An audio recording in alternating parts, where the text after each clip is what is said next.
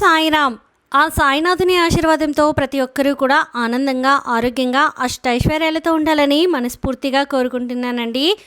అనంతకోటి బ్రహ్మాండ నాయక, రాజాదిరాజా, యోగిరాజా, పరబ్రహ్మ, శ్రీ సచ్చిదానంద సద్గురు సాయినాథ్ మహారాజుకి జై. నేను చాలా నమ్మకంగా మీతో ఈ విషయాన్ని పంచుకుంటున్నానండి. ఎందుకంటే నాకు తెలిసిన వారు గురువుగారిని సంప్రదించి చాలా మంచిని పొందారు. అంటే వారి సమస్యకి పరిష్కారాన్ని తెలుసుకొని వారి జీవితం చాలా చక్కగా మారి ఆనందంగా జీవిస్తున్నారు. అందుకే మీకు కూడా ఉపయోగపడుతుందని నేను గురువుగారి గురించి చెప్తున్నానండి.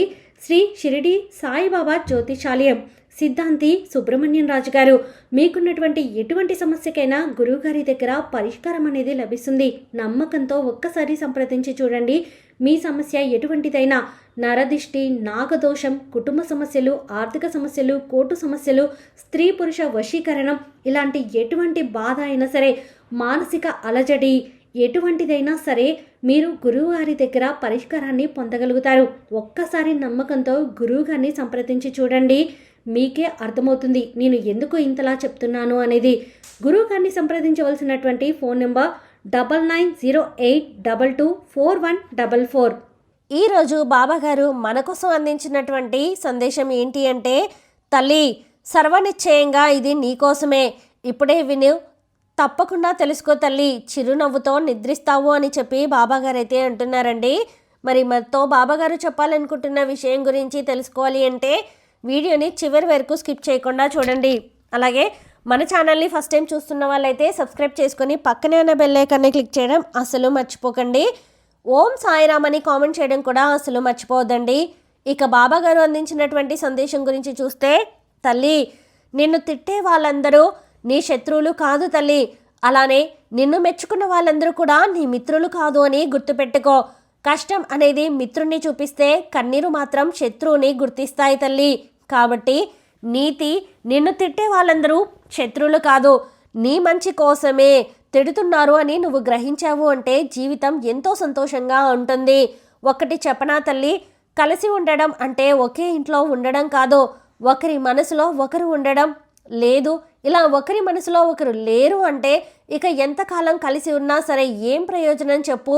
నువ్వు ఎంత మంచితనంతో బ్రతుకుతున్నా సరే, నువ్వు చేసే ఒక చిన్న పొరపాటు కోసం ఈ లోకం అనేది అనుక్షణం ఎదురు చూస్తూ ఉంటుంది.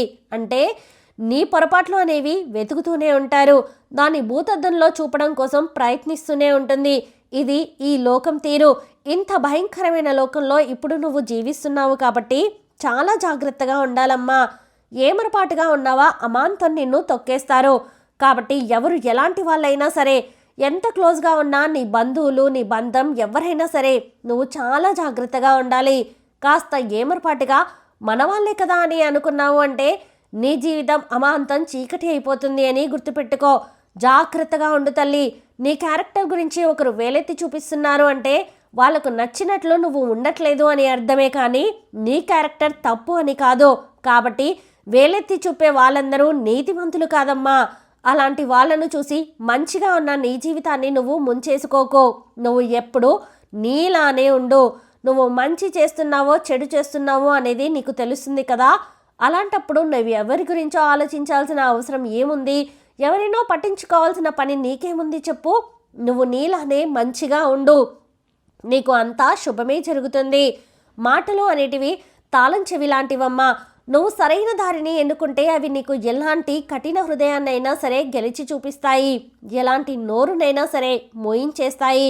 కాబట్టి మాటలు చాలా జాగ్రత్తగా ఉండాలి.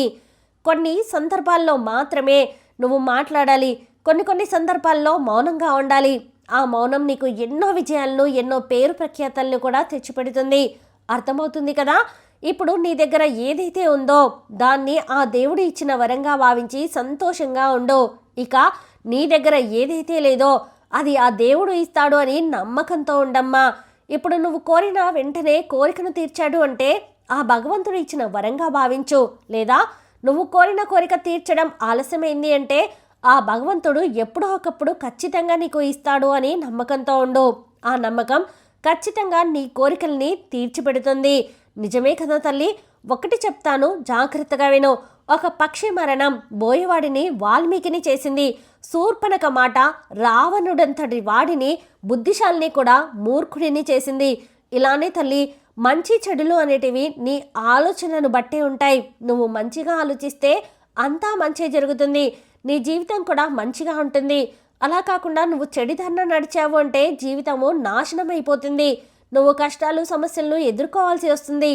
కాబట్టి చాలా జాగ్రత్తగా ఉండు. ఎవరు మంచి చెబుతున్నారో ఎవరు చెడు చెబుతున్నారో అనేది కాస్త ఆలోచించి జాగ్రత్తగా అడుగు ముందుకు వెయ్యి. నీ వాళ్ళే కదా అని వాళ్ళు చెడు చెప్పినా తలుపేసి వాళ్ళు చెప్పినట్లు చేశావు అంటే బాధపడతావమ్మా.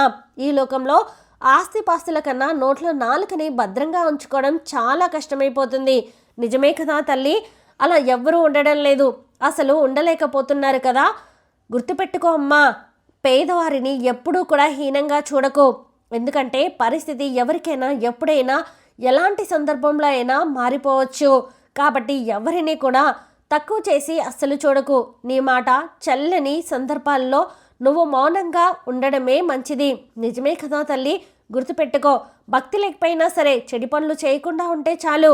ఆ భగవంతుని పూర్తి ఆశీర్వాదం అనుగ్రహం నీకు ఖచ్చితంగా లభిస్తుంది. కాబట్టి నమ్మకంతో ఉండు. ఎవరు ఏం చేసినా సరే పట్టించుకోకుండా ఉండు. నీ జీవితంలో నువ్వు ఇతరులకు చేసిన సాయాలే నీకు మిగిలిన నిజమైన సంపద అని నువ్వు గుర్తుంచుకో అమ్మా. ఎప్పుడూ కూడా ఎవరినైనా ఏం చేస్తున్నావు అని కాకుండా ఎలా ఉన్నావని అడిగి చూడు. సంపాదన ఎంత అని కాకుండా సంతోషంగా ఉన్నావా లేదా అని అడిగి చూడు. పని ఉన్నప్పుడు కాకుండా పని కట్టుకొని మాట్లాడు. పోయాక ప్రేమాభిమానాలు కాకుండా ఉన్నప్పుడే నేను ఉన్నాను అనే భరోసా ఇవ్వు. నువ్వు అలా ఇచ్చావు అంటే వాళ్ళు నిన్ను ఈ జీవితంలో అస్సలు ఈ జన్మకే మర్చిపోలేరు. అవును తల్లి, ఒక్కసారి నువ్వు ఇలా చేశావు అంటే నీ జీవితం ఏంటో నీకే తెలుస్తుంది. సమయం వచ్చినప్పుడు మనసులో మాటలు చెప్పకపోతే అవి చెప్పాలి అనుకున్నప్పుడు నీకు అసలు సమయం ఉండదు. అసలు కొన్ని సందర్భాల్లో జీవితమే తారుమారైపోతుంది అని గుర్తుపెట్టుకో. చెప్పాల్సిన సమయంలో ఖచ్చితంగా చెప్పే తీరమ్మా. నువ్వు మాట్లాడాల్సిన చోట ఖచ్చితంగా నోరు విప్పే తీరాలి. అలాంటి సందర్భంలో నువ్వు మౌనంగా ఉన్నావు అంటే నీ జీవితానికి ఒక అర్థం లేకుండా పోతుంది. చులకనైపోతావు. జాగ్రత్తగా ఉండు. ఎప్పుడూ కూడా నమ్మకంతో ఉండు. నీ సాయి మీద నమ్మకం ఉంటే నీ జీవితం ఎంతో సంతోషంగా అద్భుతంగా ఉంటుంది. నీ సాయి చెప్పింది అర్థమైంది కదా, ఇక సంతోషంగా ఉండు, హాయిగా నిద్రించు అని చెప్పి బాబాగారు అయితే అంటున్నారండి. ఈ వీడియో మీకు నచ్చితే ప్లీజ్ లైక్ చేయండి. మరికొంతమంది సాయి భక్తులకు వీడియోని షేర్ చేయండి. ఫస్ట్ టైం ఛానల్ని చూస్తున్న వాళ్ళు సబ్స్క్రైబ్ చేసుకుని పక్కనే ఉన్న బెల్ ఐకాన్ని క్లిక్ చేయడం అసలు మర్చిపోద్దండి. ఆ సాయినాథుని ఆశీర్వాదంతో ప్రతి ఒక్కరూ కూడా ఆనందంగా ఆరోగ్యంగా అష్టైశ్వర్యాలతో ఉండాలని మరొక్కసారి మనస్ఫూర్తిగా కోరుకుంటున్నానండి. సర్వేజన సుఖినో భవంతు. ఓం సాయిరామ్.